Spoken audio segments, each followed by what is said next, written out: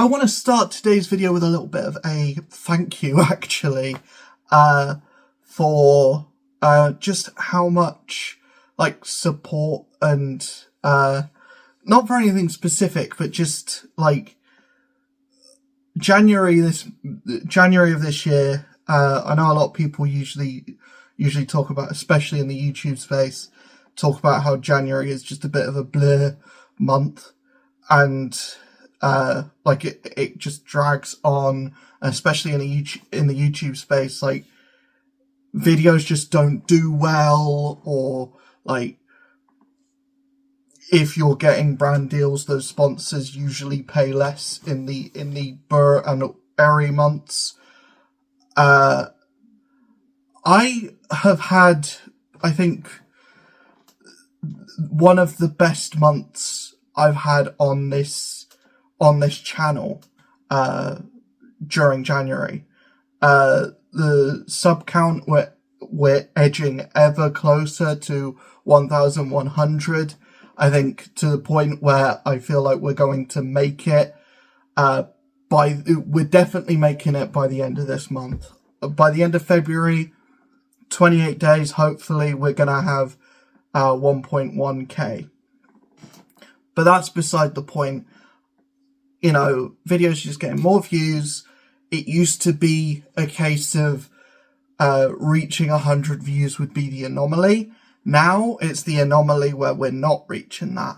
I know, with other channels that have been doing this for the same amount of time as me, they would be getting gangbusters numbers. 200 views would be nothing. 200 views for me is insane. I know I've got some videos that are in the 5k, some videos in the upper hundreds numbers. But it's still, to be able to get that consistently, just thank you guys so much. Thank you so much. It honestly means the world to me. So there you go. That's soppiness out of the way. I've seen in the booktube space quite a few channels that do kind of their monthly wrap-ups, and I quite enjoy watching those. So I thought it would be fun to come in here, and it's not going to be a massive thing, but I do have a few things that I want to talk about that I don't necessarily want to devote, mainly in the comics side of things. And unfortunately I haven't. I put all of the comics that I read this month away, and I don't really want to get them back out. I put them away before having the idea of doing this video.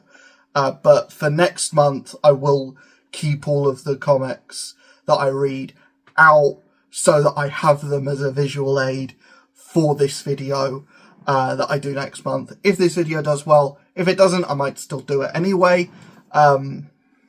Just for the sake of, I enjoy doing this, and there's going to be stuff that I don't necessarily give a devoted video to, that I'm going to want to talk about at the end of the month anyways. Because I kind of do this on stream, but I know not everyone here goes over to the Twitch streams. I have been debating bringing the streams back over to YouTube, at least until I'm in a position where I can co-stream to both Twitch and YouTube. I'm not in a position where I want to pay for a subscription to do that, and I haven't quite figured out the way to do it without doing the subscription side of things. I just don't want to do a subscription at the moment anyways. I don't feel great spending money on something like that I'm already doing, and when I'm not seeing money out of it. When I start seeing money out of it, that's when I'll be okay with putting money into it, if that makes sense. But anyways, I'm going to talk about the things that I read, watched, etc. this month. And the first thing that I want to talk about is the comics, because I have things to talk about. I will do a further video about the two Marvel DC crossovers, but I read the DC Marvel one in December, and I got around to reading the Marvel DC one. I got around to reading Deadpool Batman in January. Had already previously read Batman Deadpool. Some people getting confused over that. They bought the first one thinking, right, that's the only one, and they saw Batman Deadpool and thought, that's a variant cover. I don't need to read that. They're two different books. If you're interested in one and you want more crossovers, buy both. Which one's my favourite? I'll discuss that in the video that I do talking about both, when I have both as a visual aid. However, I do want to say I enjoyed both, and I don't think with either book the Batman Deadpool or Deadpool Batman story was my favourite. I would say in the DC book, the Nightwing Wolverine story was probably the best one in that. I would say in the Marvel book, obviously I'm going to say this, Daredevil Green Arrow was probably my favourite. I mean, it's my favourite character, and I like a bit of Green Arrow as well. So I enjoyed that story quite a bit. The Nightwing Wolverine one, I just kind of enjoy those characters, and I feel like thematically that one made more sense. Obviously, we had things like Wonder Woman, Captain America, which when you read that story, yeah, it makes sense why those characters were put together, because they are both out of time. They are both characters that have origins in amongst both world wars. So, Diana was a part of World War One. Captain America, Steve, was part of World War Two. So those characters thematically, I feel like, fit together when you think about it. There were some characters that don't. Harley Quinn and Hulk. I did really like the Jeff and Crypto crossover as well. I thought that was a fun one. Harley Quinn and Hulk. There are more characters that I feel like you can do a more interesting Hulk crossover with other characters later on that can probably be a more interesting story than Hulk and Harley Quinn fight pizza robots.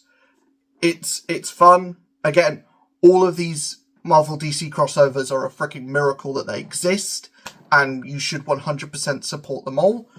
But yeah, just that I feel like was not a highlight of either book. I feel like the DC one... No, that is in the DC one. The Marvel one, I feel like maybe is more consistent in quality. I feel like maybe they've kind of fumbled the bag on Constantine, Doctor Strange a little bit. I mean, the voices for both those characters is there, but I don't understand why so much of...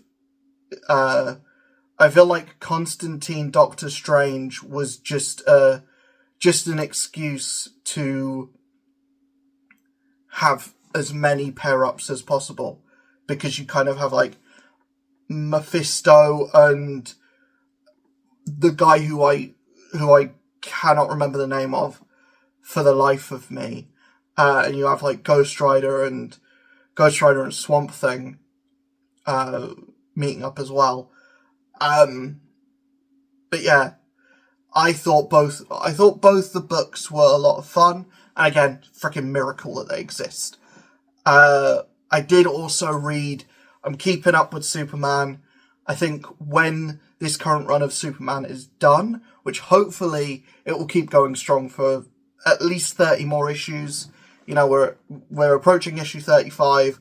Hopefully it goes strong for double that at least. But Joshua Williamson is doing a great run with that series. I think this is one that's going to be remembered for a long time. And, it's just, I really like, this run on Superman is making me a Superman fan. More so than I was before reading it. And, that movie didn't help, that movie helped make me a Superman fan as well. Certainly helped more than Man of Steel or any of those Zack Snyder movies did. But anyways, that being said, I did also read Doctor Strange. I read Doctor Strange 1 and 2. Issues 1 and 2 of the new run. This is a sequel to Doctor Strange of Asgard, which I haven't finished yet. I do want to get around to finishing that, just so that I can get the full story, because I feel like having issue 1 of that, issue 1 and 2 of this, I'm missing a chunk. And I feel like I'm going to be unnecessarily harsh on the new Doctor Strange run without that chunk. If that chunk is also the same quality as of Asgard issue 1, and then Doctor Strange 1 and 2, then I'm gonna kind of have a bit of a thing to say. But Doctor Strange issues 1 and 2, I don't know if this run is going to be necessarily for me. I'm gonna stick at it for a few more issues, I think I'm gonna stick at it till the end of this arc. But for me, this run, at least the issues 1 and 2, I'm not in it yet. I'm not feeling it yet. I don't like Landy's voice for Doctor Strange. It doesn't feel right, and it feels like a lot of MacGuffins are happening, a lot of things are happening just for the sake of things to happen. And the whole idea of Doctor Strange going to Asgard and trying to be the Sorcerer Supreme of Asgard, I don't think the stories that you can tell out of that are interesting. And they're certainly not, and the stories that we are being told with that, or the story that is being told with that, kind of revolves around Stephen Strange being an idiot. Which, I mean, this guy has a doctorate. Like, I know, like, people who are academically smart oftentimes lack common sense, but the amount of stupid decisions that Doctor Strange is making in this book in only 2 issues is like, just, your head is in your hands most of the time reading this, or at least mine was. I don't feel like this is the strongest start to a run. Again, I'm going to give it a few more issues. Hopefully it can pick up. Hopefully I can kind of get into it, because there were bits in issue 2 where issue 2 leaves off. Does interest me, and like, it's enough for me to be like, right, I'll give this a couple more and see if it grabs its hooks into me. Because that second issue, where it ends off, is like enough for that to be, this could lead into something interesting. This could do something interesting later on. Right now, I'm not there yet with it. That being said, I did read, or I got through one book this month, and I've started, or I'm in the middle of another one. And this I do have visual aids for. I finished Wind and Truth by Brandon Sanderson this month. I've already done a video on this. You can go and watch my video on this if you wanna hear more about my opinions on this book. And to give the brief cliff notes, I enjoyed this. I think it's the weakest in the Stormlight Archive, but that is comparing it to 4 other books that I really, really enjoyed. Where I'd say those are 9 or 10. Rhythm of War being more of an 8, 8.5. I would say this is more of a 7, more of a 7. I would say. I won't say, because it's closer to an 8 than it is that other number, the one that comes before 7. I won't say, because fuck you. That's why. And I also got through a decent chunk of Eisenhorn. This is the omnibus. This is Eisenhorn by Dan Abnett in the if I can remember how to speak, in the Warhammer 40k universe. This is my first dive into Warhammer 40k in general.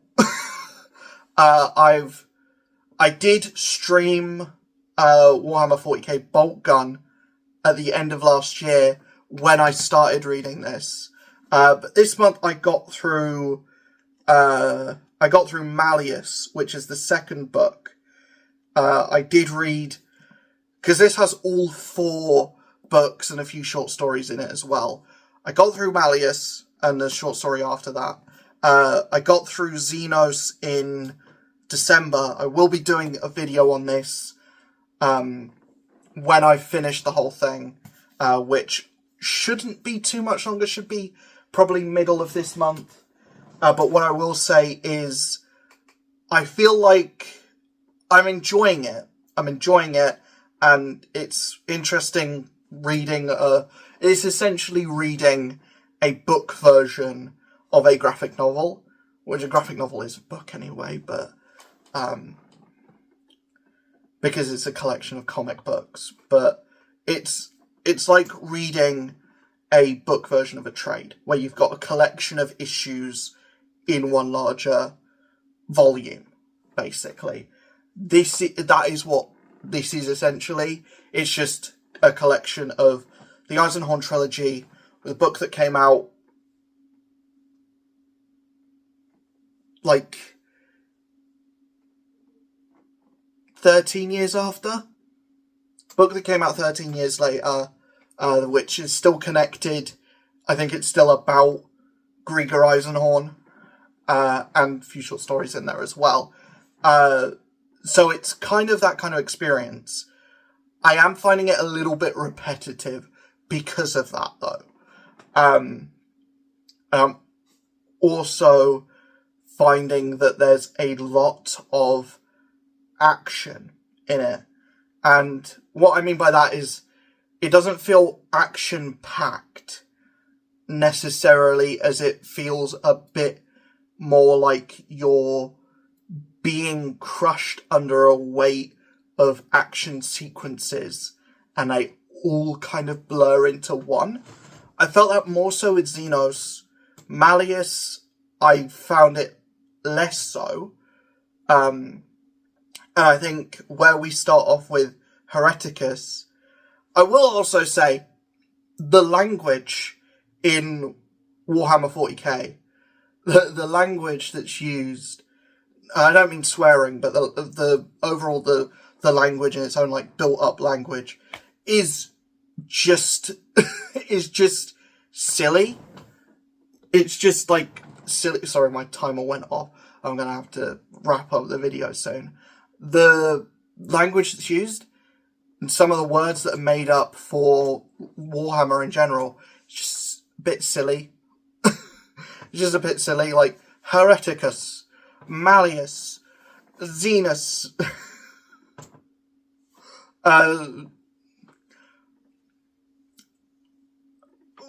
It does breach on a little bit, like you're just putting us at the end of every word, or you're just putting at the end of every word.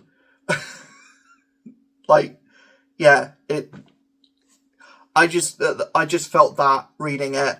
But where we are with Hereticus, it is leading to or setting up more of a personal story.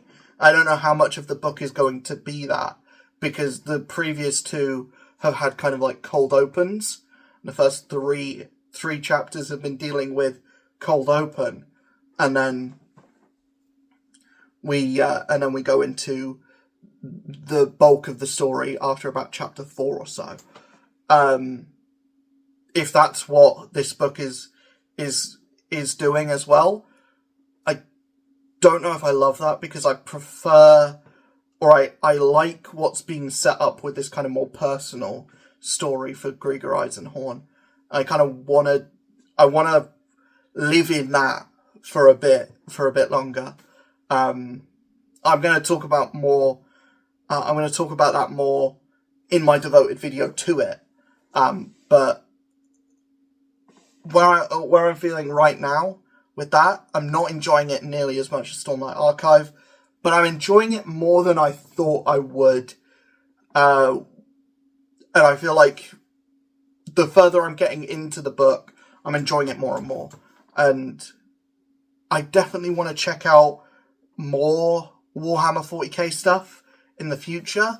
So either in the comments of this video or in the comments of a video that I do, in the comments of my devoted Eisenhorn review, when I get around to doing that, let me know more Warhammer stuff, more Warhammer books to read. I know about the Horus Heresy. And what I will say is, not yet. I don't feel like jumping into a series that is 60 books long yet. Maybe one day, if I fall in love with Warhammer, I might be tempted to get into the Horus Heresy, but I think at the moment, that's too much of a commitment. I don't have a bookshelf big enough for the Horus Heresy yet. So, yeah, I think at the moment, I just want kind of like one and dones and stuff that you would say, like, stuff that you would give to someone who doesn't really know much about Warhammer, Warhammer 40k specifically, to get them into Warhammer. Like, what would you say is the next step after Eisenhorn? Because that's the one that I heard start with this too. What is the next step after Eisenhorn? With that being said, that is everything that I did also watch. I've watched most of Fallout. I only have the last episode to watch, which came out today as of recording this. Probably should have left this video to do tomorrow, but I had time today. I don't know what tomorrow is gonna bring plans wise, so I thought, well, might as well do the video while the idea's in my head to do it, and while I've got the time to do it. So yeah, I've watched most of Fallout. My overall opinion on Fallout is some of the best TV I've watched. Some of the best. It's up there with video game adaptions. It's up there with some of the best video game adaptions. I would argue it's the best video game adaptation, but it's up there with like Castlevania. It's up there with Arcane. It's up there with League of Legends Arcane. I haven't watched Cyberpunk Edge Runners. I don't have much interest in that game anyways, so I don't think I will get around to it. But but it's up there with those. Yeah, I will give a more detailed. I'll give a more detailed review of Fallout when I have finished it. The last episode, it might be a Stranger Things kind of thing. I did finish Stranger Things. I didn't like it. I have talked on my streams about how much I didn't like it. I didn't like it. That's kind of all I need to really say. And as with Stranger Things, I don't feel as disappointed with the finale as a lot of people did, because I wasn't on the bandwagon from the beginning. I watched the first 2 seasons, after everyone else had already, watched them and forgot about them. So, with 3, 4, and 5, yeah, I watched them when everyone else was. But I don't feel like I've been into the series as much as everyone else had. I really liked Season 1. I thought Season 2 was a step back, but I still enjoyed it. Season 3 I did not like at all. Season 4 I loved. Season 5 I thought was a big miss, personally. I feel like a lot of the things that were set up that could have been interesting weren't. Yeah, I just feel like, as far as the climax of the show goes, it just wasn't there for me. It just wasn't there for me. And I think there is more of Stranger Things that I don't enjoy or just feel a bit on than stuff that I did enjoy. Like I said, Season 3 I didn't like at all. Season 5 didn't like at all. Season 4 I thought was one of the strongest seasons. Season 1 was definitely the strongest season. Season 2 I think was kind of... I'm mixed on Season 2. I feel like the final episodes of Season 2 are really good. It's just getting there is a slog. Season 2 is a slog. Season 3 is a slog that doesn't pay off. Season 4 is set up to something really cool, and it's cool setup. It's really cool setup. Season 5, disappointing payoff, in my opinion. See you guys in the next one. Hopefully you enjoyed. Let me know in the comments below what you have been reading, what you've been watching, what you've been playing. Games-wise, it's mostly just been took up with Final Fantasy 16 over on Twitch. Go over to my Twitch, hit those like buttons, hit those subscribe buttons, hit that follow button over on Twitch. All that lovely good stuff. I'll see you guys in the next one. Hopefully you enjoyed. Bye.